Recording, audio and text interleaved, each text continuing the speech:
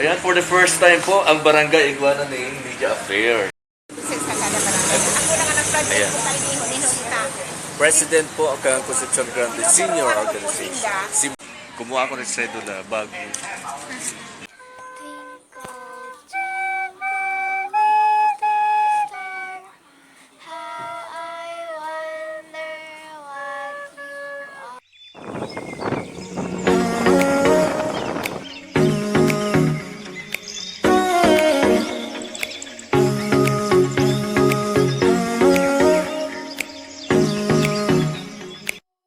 Welcome sa Iris Vlog. Right now, nandito ako sa Barangay Hall ng Concepcion Grande.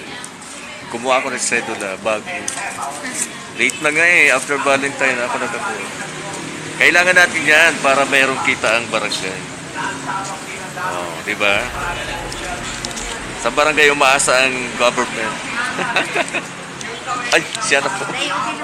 Okay. Eto na kami. Sa kada barangay. Ako lang ang project Ayan. ko tayo hinunita.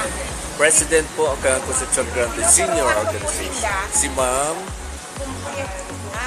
si Ma'am ano po, teacher man po siya dati. Ayo po. Si Ma'am, ano namin po, si Nana.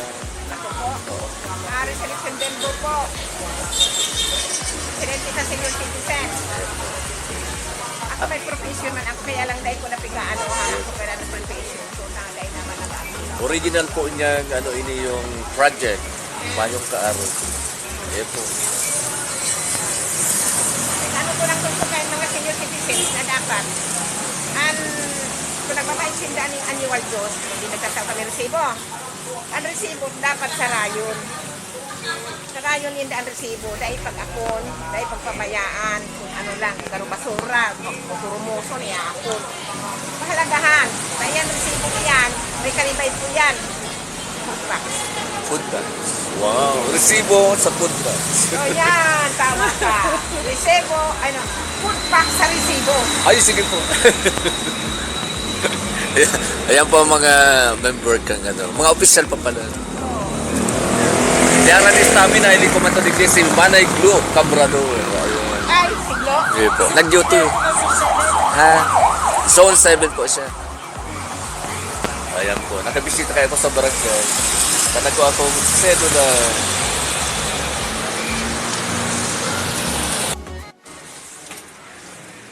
Ayan, for the first time po, ang Barangay Iguana ng Media Affairs. Ayan o. Hindi sa data pa nakakaulay si Kap. Busy pa siya.